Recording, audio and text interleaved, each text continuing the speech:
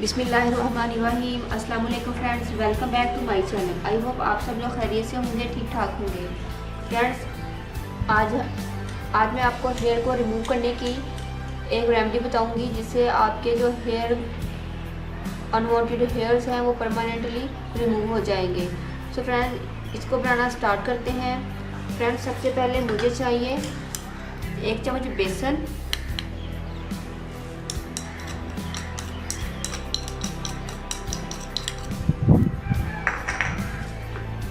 और फ्रेंड्स 1 चम्मच चाहिए ऑरेंज पील पाउडर,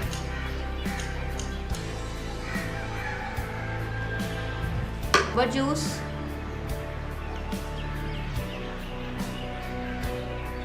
फ्रेंड्स आप इन तमाम चीज़ों को अच्छे से मिक्स कर लेते हैं।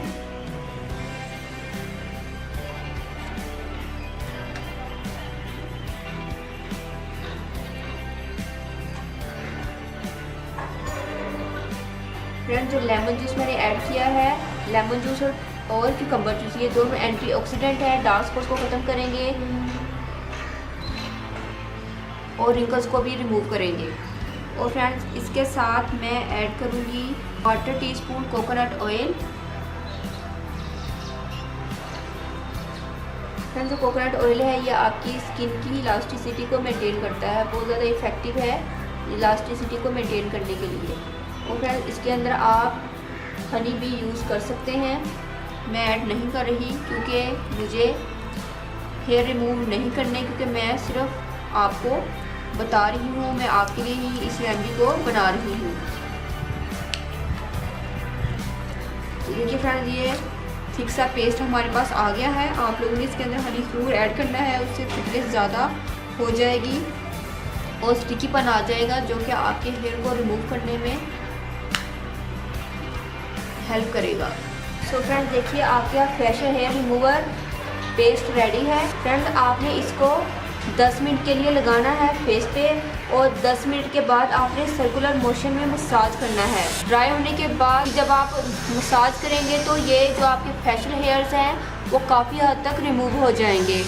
और फ्रेंड्स, ये हेयर फॉलिकल्स को डेड करेगा ताकि दोबारा बाल ना आए। फ्रेंड्स, अगर आप इसके अंदर चुटकी भर नमक ऐड कर देंगे तो आपके हेयर फॉलिकल बिल्कुल डिस्ट्रॉय हो जाएंगे, जिससे बाल दोबारा नहीं निकलेंगे। फ्रेंड्स, इससे आपका कलर भी फेयर होगा, फेशियल हेयर भी खत्म हो गया। फ्रेंड्स, आप इसको 2 महीने ट्वाइस अ वीक यूज़ करना है। फ्रेंड्स, हर मरतबा के इस्तेमाल से आपके फेशियल हेयर्स की क्वांटिटी कम होती जाए। इसके अलावा फ्रेंड्स, अगर आप अपने फेस को वॉश करने के बाद अगर आपकी स्किन सेंसिटिव नहीं है और आपकी नमक बर्दाश्त कर सकती है, तो आपने प्लेन नमक जो हम आमतौर पर खानों में यूज़ करते हैं, आपने वो लेकर अपने फेस पर हल्का सा उसको रब करना है। अगर आपको कोई इचिंग या कोई इन्फेक्शन होने का ख़तरा नहीं है तो अदरवाइज़ आप मत कीजिएगा। अगर आप अपने अंडर आर्म्स और इनर एरियाज़ पर वैक्सिंग या थ्रेडिंग करते हैं, उसके बाद अगर आप नमक को रब करते हैं अपनी जगह पर जहाँ से आपने बाल साफ़ किए होते हैं, तो फ्रेंड्स जो नमक है ये आपके पोर्स के अंदर जाके आपके हेयर फॉलिकल्स को डेड कर देता है, आपके हेयर फॉलिकल्स को डेड कर देता है, जिससे दोबारा बाल नहीं आते। अगर आते हैं तो कम क्वांटिटी में आते हैं। हर मरतबा अगर आप नमक का इस्तेमाल करेंगे तो आहिस्ता आहिस्ता आपके जो हेयर फॉलिकल्स है वो डेड होते जाएंगे। आई होप फ्रेंड्स, आपको मेरी ये इन्फॉर्मेशन और आपको मेरी ये रेमेडी पसंद आएगी, आप इसको ज़रूर ट्राई करना है।